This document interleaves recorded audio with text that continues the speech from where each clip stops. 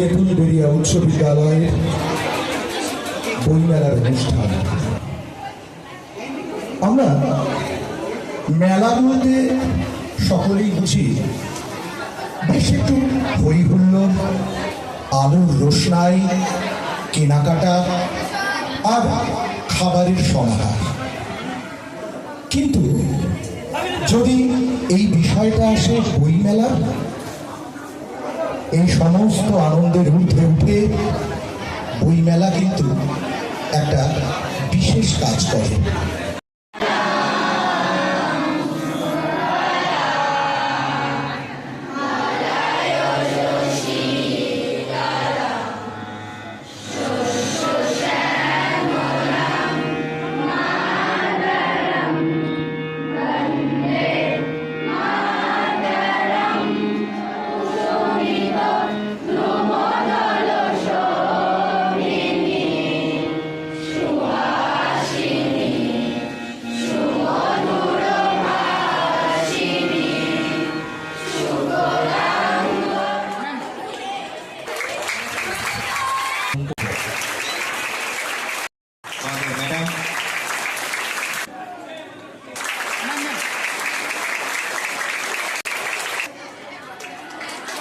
আসলে নিউটনটা এত লম্বা, আপনাকে বলছিলাম উত্তরীয় পড়াতে বেশ বেগ পেতে হচ্ছে।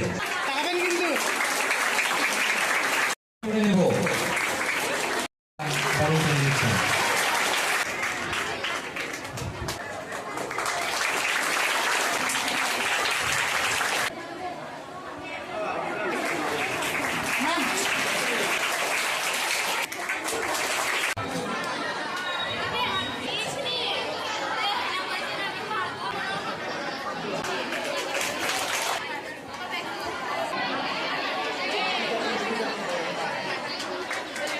রয়েছে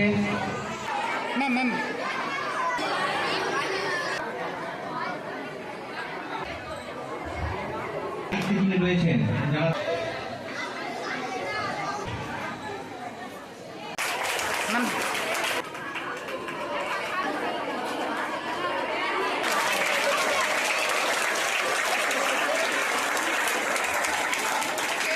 আমরা নিই, তার আসল উদ্দেশ্য কি? অন্ধকারে থাকি আমরা, যখন একটা ছোট্ট শিশু থাকি আমরা অন্ধকারে থাকি। শিক্ষা স্কুল অঙ্গন আমাদের কি করে? অন্ধকার থেকে আলোয় নিয়ে আসে। সে আলোতে নিয়ে আসার প্রথম যে মাধ্যম সেটা কি? সেটা বই। সেটা বই। প্রথম এবিসিডি অ আ ক খ যা শেখো তোমরা কিন্তু বই পড়ে শেখো। অতএব বই হচ্ছে আমাদের অন্ধকার থেকে আলোকিত করার একটা মাধ্যম, এবং সেই আলো সারা জীবনের জন্য বইকে সঙ্গী করতে হবে। বর্তমান যুগে কি করছি আমরা? মোবাইল ঘাটছি, সারাদিন ঘাটছি, তো তোমরাও ঘাটছো, আমরাও ঘাটছি, সবাই একই দোষে দোষী। কম্পিউটার আমাদের রোজকার জীবনের একটা অন্যতম মাধ্যম, কিচ্ছু করার নেই। কিন্তু এটা মনে রেখো, মাস্টারমশাই যে মহৎ উদ্যোগটা নিয়েছেন, লাইব্রেরির মানুষজন এখানে এসেছেন, প্রতিনিধি মানুষজন, তারা উৎসাহ দিচ্ছেন বই পড়া। অতএব তোমরা বেশি বেশি করে বই পড়ো। এই বইমেলার উদ্দেশ্য কিন্তু এটাই, তোমাদের বইকে ভালোবাসার জায়গায় নিয়ে যাওয়া তোমাদেরকে।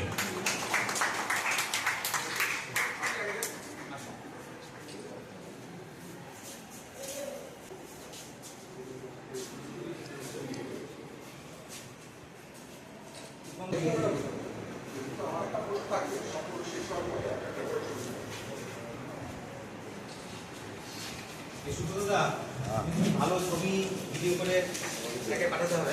হ্যাঁ,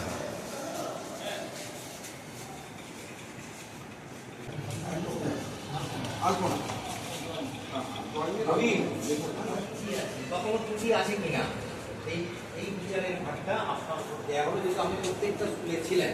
কারণ আমি যেদিন থেকে বেঙ্গলি গার্লসের অনুষ্ঠানটা দেখেছি ফেসবুকে, সেই দিন থেকেই কিন্তু আমার মাথায় ঘুরছে যে আমার বিদ্যালয়টাকে আমি কিভাবে করতে পারবো। এবং সত্যি করেই আমাদের এই যে মেয়েরা কিন্তু ছেলেমেয়েরা কিন্তু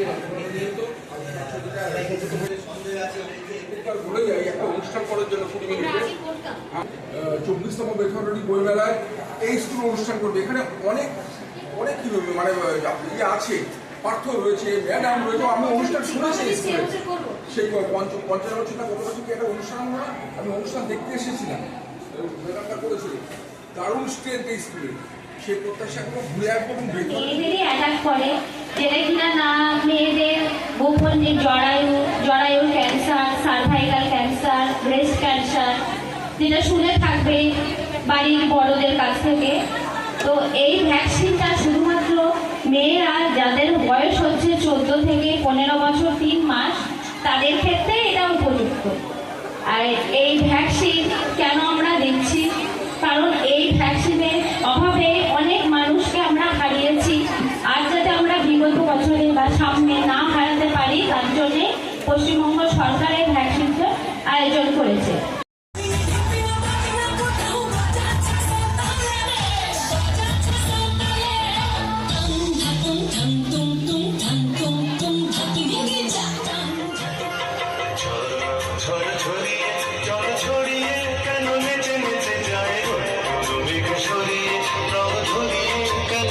হেসে যায় ঝড় ঝরিয়ে জল ছড়িয়ে কেন নেচে নেচে যায় মেঘ সরিয়ে রং ধরিয়ে কেন হেসে হেসে যায় বুঝি না আমি বুঝি না কেন বোঝে না এই চোখ আহা খুঁজে যা আর কেউ তা খোঁজে না কেন খোঁজে না।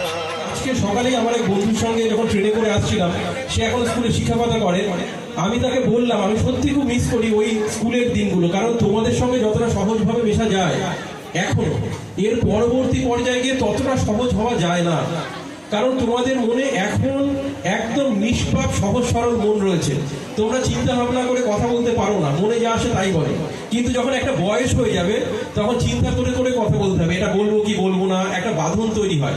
ফলে বাড়িতে মা বাবাকে বা দাদা দিদিকে যেভাবে আপন ভাবে দেখো, শিক্ষা প্রতিষ্ঠানে এসে ততটা হয় না। কিন্তু তার মধ্যেও আমাদের যে কলেজ, বুড়াগাছা গভর্নমেন্ট কলেজ, ওখানে আন্তরিক পরিবেশ রয়েছে। বিদ্যালয় বইমেলা এই কনসেপ্টটা একদম নতুন আমাদের কাছে। আমার আগে পূর্ববর্তী বক্তারা বিভিন্ন রকম বক্তব্য লিখেছেন, অত্যন্ত মূল্যবান ছিল তাদের বক্তব্য। আমি সেই দিকে না গিয়ে একটু অন্যরকম ভাবে বলি আমার মতো। নতুন কনসেপ্ট আমাদের কাছে, কিন্তু এই নয় যে সবার কাছে।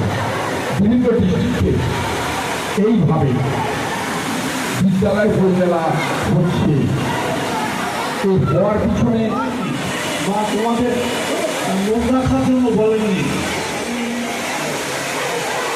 সরকার সাংসদ মশাইয়ের কাছে তাকে আমি বলবো যে আপনি অন্তত সকলের কাছে আপনি ধন্য যে আপনি এইরকম সহকর্মী পেয়েছেন। এইরকম যাদের সহকর্মী থাকে বিদ্যালয়ে, তাদের বিদ্যালয় পরিচালনা করার অনেক সহজ হয়ে পড়ে। সেই সাথে এত ডিসিপ্লিন ছাত্রছাত্রী,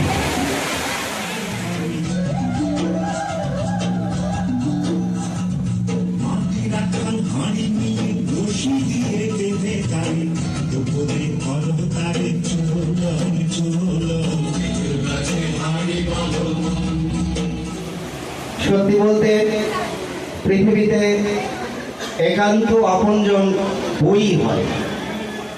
তো বিদ্যালয়ে বই মেলা আমার কাছে একেবারেই নতুন, কখনো সৌভাগ্য হয়নি এ ধরনের আয়োজন দেখার, জানিও না যে এ ধরনের আয়োজন করাও যায়। বই তো প্রতিদিনই পড়ি, যেহেতু আমরা ছাত্র ছাত্রী, শিক্ষক শিক্ষিকা, কিন্তু ক্লাসের যে পড়ার বই তার বাইরেও অনেক বই রয়েছে, সেইগুলোকে তোমাদের হাতের কাছে পৌঁছে দেওয়ার জন্যই এই আয়োজন। আমার তরফ থেকে আবেদন হিসাবে আপনাদের কাছে কিছু বলা দরকার। এই বইমেলা সমস্ত ছাত্রছাত্রীদের আমরা বলবো, তোমরা পাঠ্যপুস্তকের উপরে যেভাবে নির্ভর করো, তোমাদের আরও বেশি জ্ঞান আহরণের জন্যে, সুন্দর সমাজ গড়বার জন্যে, তোমাদের জীবনে এগিয়ে নিয়ে যাওয়ার জন্যে আরও অনেক অন্যান্য ধরনের বই পড়া দরকার। ভুল করে থাকে তোমরা কিন্তু ব্যাপারটাকে খুব স্পোর্টিংলি নেবে, কেননা এরা আমাদের